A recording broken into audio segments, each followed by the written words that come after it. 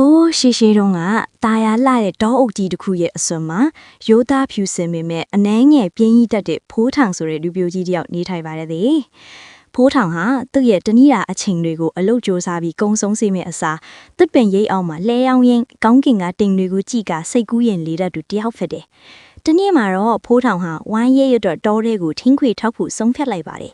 ်သူဟာပစိန်တလက်ကိုထားနီတောနက်တဲကိုရှောက်လာရင်းနဲ့ထူးထူးခြားခြားတောက်ပတ်နေတဲ့တစ်ပင်ဒီတစ်ပင်အောက်ကိုရောက်ရှိသွားပါတယ်။အဲ့ဒီတစ်ပင်ကြီးကအလွန်ကိုအေးမြပြီးစိမ့်လန်းဆိုပြီးနေတာကြောင့်ဖိုးထောင်ဟာထုံးစံအတိုင်းအလုံးမလုံးခင်ခဏလောက်နားမီးအောင်မဲဆိုပြီးလှဲချလိုက်ပါတယ်။ခဏအကြာမှာတော့သူဟာနှစ်ချက်အိပ်ပျော်သွားပါတော့တယ်။အိမ်မက်ထဲမှာတော့သူဟာနတ်မင်းကြီးတစ်ပါးနဲ့တွေ့ဆုံနေပြီးနတ်မင်းကြီးကသူ့ကိုအံ့ဩဖွယ်ကောင်းတဲ့လက်ဆောင်တစ်ခုပေးလိုက်တယ်လို့ညင်မှတ်ပါတယ်အဲ့ဒီလက်ဆောင်ကတော့သူလိုချင်တာမှန်သမျှကိုတစ်ချက်သေးနဲ့ဖန်တီးပေးနိုင်တဲ့မော်ဝင်တောင်ဝေးတစ်ခုဖြစ်ပါတယ်။အဲ့ချိန်မှာပဲဖိုးထောင်ဟာအိမ်မက်ထဲမှာတင်အလွန်အမင်းဝမ်းသာပီတီဖြစ်နေတော့တာပေါ့။အိမ်မက်ကနေလက်နိုးလာတဲ့အချိန်မှာတော့သူ့ရဲ့ဘေးနားမှာတကယ်ပဲထူးထူးခြားခြားတောက်ပနေတဲ့တစ်ကိုင်းချောင်းလေးတစ်ချောင်းကိုတွေ့လိုက်လာပါတယ်။ဖိုးထောင်ကဒါငါအိမ်မက်ထဲကတောင်ဝေးမြတ်လားလို့တွေးတော်ညင်အဲ့ဒီတစ်ကိုင်းလေးကိုကောက်ကင်လိုက်ပါတယ်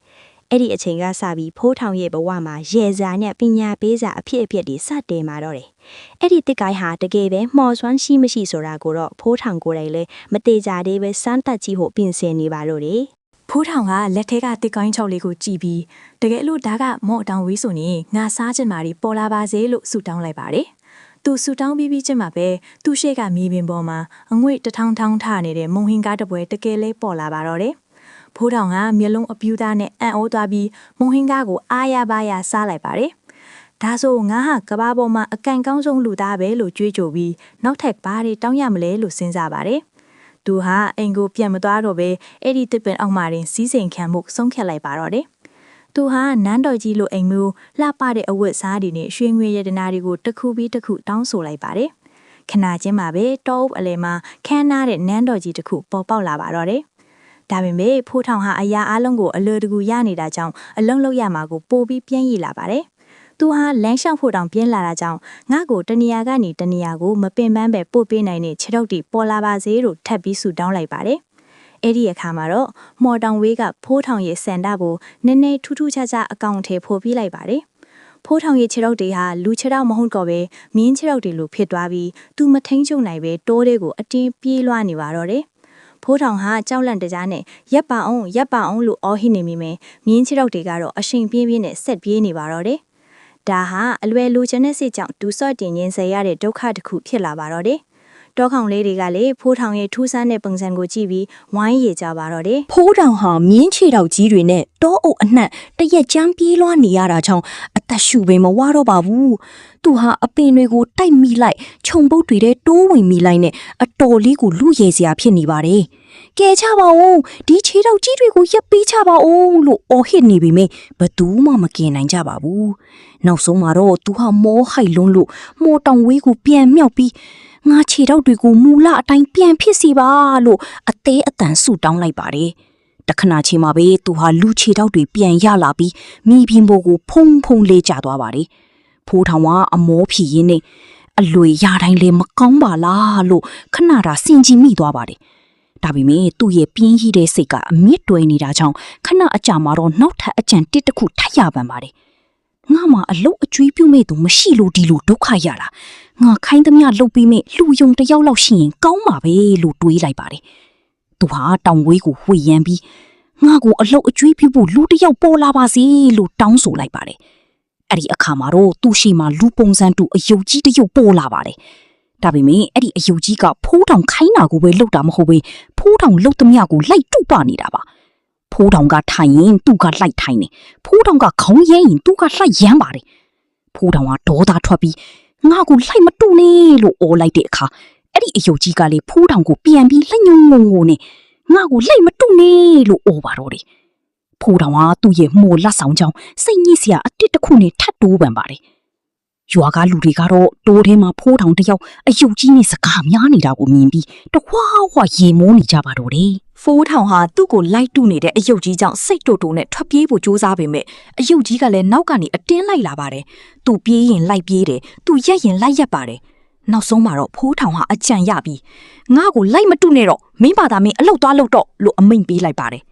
ဒါပေမဲ့မော်တောင်ဝေးရဲ့အစွမ်းကဖိုးထောင်စိတ်ထဲကပြေးရီးမှုကိုထင်ဟပ်နေတာကြောင့်အဲ့ဒီအယုတ်ကြီးကလည်းအလွန်ပြင်းတဲ့အယုတ်ကြီးဖြစ်နေပါတယ်အယုတ်ကြီးကအလုတ်သွားလုံးမဲ့အစားဖိုးထောင်ရဲ့နန်းတော်ရှိမှအိပ်ပျော်သွားပြီးဟောက်တန်ကြီးကတောတစ်ခုလုံးဟိမ့်နေပါတော့တယ်ဖိုးထောင်ကအိတ်လို့လည်းမရနားကြီးလုံးတာကြောင့်ဒီအယုတ်ကြီးပျောက်ကွယ်သွားပါစေလို့ထပ်ပြီးဆူတောင်းလိုက်ရပြန်ပါတယ်အခုတော့ဖိုးထောင်ကတယောက်သေးပြန်ဖြစ်သွားပါပြီ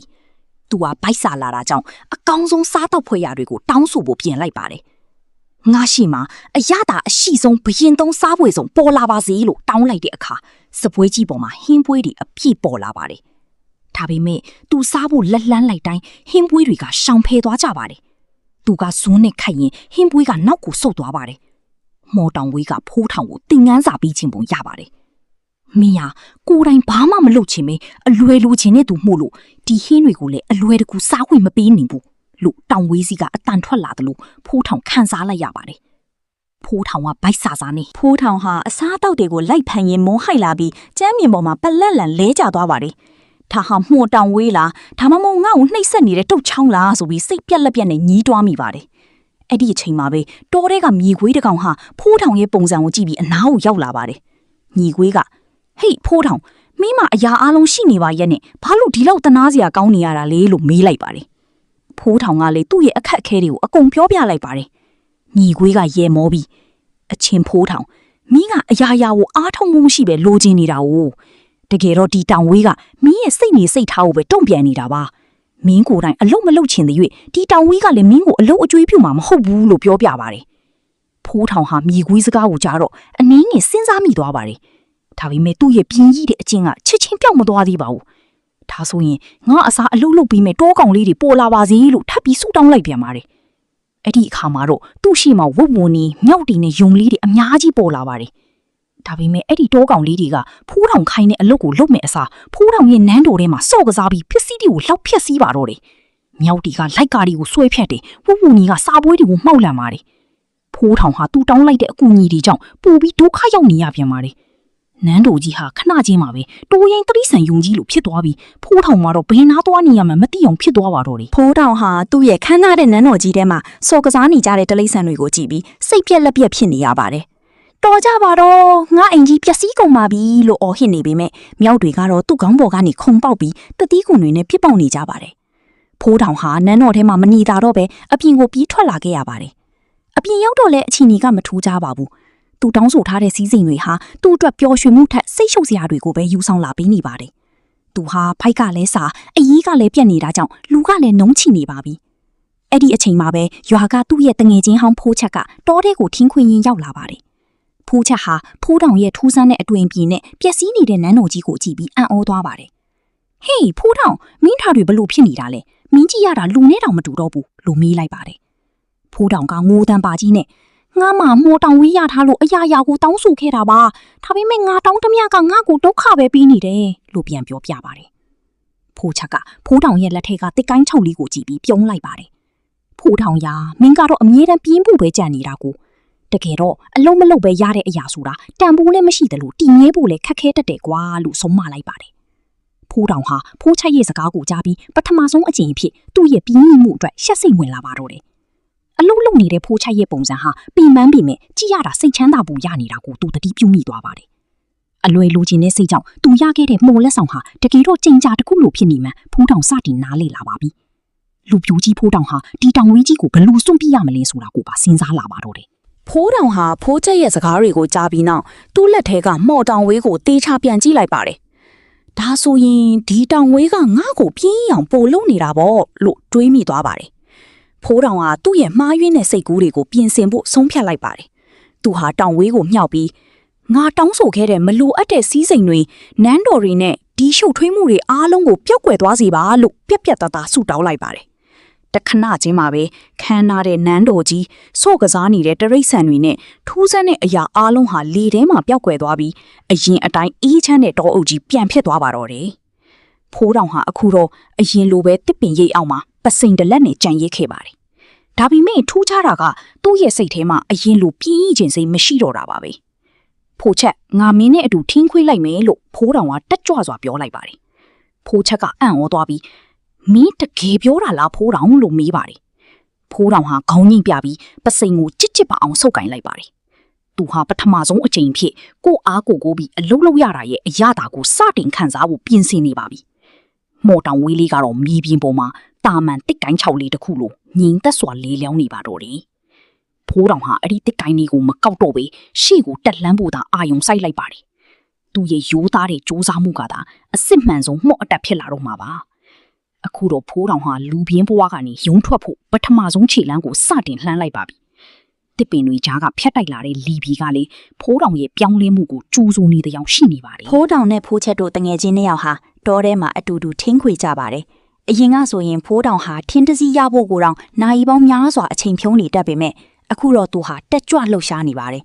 ချွေးတွေတစ်ဖြတ်ဖြတ်ထွက်နေပေမဲ့ဖိုးတောင်ရဲ့မျက်နှာမှာတော့အပြုံးတစ်ခုရှိနေပါတယ်ဖိုးချက်ရာကိုအားကိုပြီးလှုပ်ရတာကမော်တောင်ဝေးကိုအားကိုရတာထက်ပိုပြီးစိတ်ချမ်းသာဖို့ကောင်းပါလားလို့ဖိုးတောင်ကပြောလိုက်ပါတယ်ဖိုးချက်ကလည်းရေမောရင်းဒါပေါ့ဖိုးတောင်ရဲ့ကိုချွေးနီးစာနဲ့ရှာဖွေစားတော့ရတဲ့အစာကမှတကယ့်ကိုအရသာရှိတာကွာလို့ပြန်ပြောပါတယ်သူတို့နှစ်ယောက်ထင်းခွေပြီးလို့ရွာကိုအပြန်လမ်းပြီးမှာဗိုက်စာလုံးလို့နားနေတဲ့အဖိုးအိုတယောက်ကိုတွေ့လိုက်ရပါတယ်ဖိုးတောင်ဟာသူ့မှာပါလာတဲ့ထမင်းတုပ်လေးကိုမနှမျောပဲအဖိုးအိုကိုပြီးကမ်းလိုက်ပါတယ်အဖိုးအိုကဝမ်းသာအားရစားတော့ပြီးဖိုးတောင်ကိုကောင်းကြီးပေးပါတယ်အဲ့ဒီအချိန်မှာဖိုးတောင်ဟာအရင်ကနန်းတော်ကြီးထဲမှာစားခဲ့ရတဲ့ဟင်းပွဲတွေထက်အခုလိုသူ့တပားကိုပြီးကမ်းလိုက်ရတာကပိုပြီးပြည်စုံတဲ့ခံစားချက်ကိုပြီးမှနားလေသွားပါတယ်ရွာကိုရောက်တဲ့အခါမှာတော့ရွာသားတွေကဖိုးတောင်တယောက်အလုတ်ကြိုးစားနေတာကိုမြင်ပြီးအံ့ဩနေကြပါတယ်ဖိုးတောင်တယောက်နေထွက်ရအရက်ပြောင်းသွားပြီလားလို့နောက်ပြောင်ကြပြီမဲ့ဖိုးတောင်ကတော့စိတ်မဆိုးပဲပြုံးလေးသာနေပါတော့တယ်သူဟာအရင်ကပြင်းကြီးခဲ့တဲ့အချိန်တွေကိုနောင်တရမယ်အစားအခုအချိန်ကစပြီးဘဝတက်ကိုတိဆောက်ဖို့ဆုံးဖြတ်လိုက်ပါတယ်ရွာသူရွာသားတွေကလည်းဖိုးထောင်ရဲ့ပြောင်းလဲမှုကိုကြည့်ပြီးသူ့ကိုကူညီဖေးမကြပါတော့တယ်ဖိုးထောင်ကအခုတော့ရွာထဲမှာအလုတ်အကျိုးစားဆုံးလူငယ်တစ်ယောက်အဖြစ်စတင်လူသိများလာပါပြီလူပြိုကြီးဖိုးထောင်ရဲ့ဘဝဟာအရင်ကထပ်ပိုးပြီးအတိတ်ပဲရှိလာတာကိုအားလုံးကမြင်တွေ့နေရပါတယ်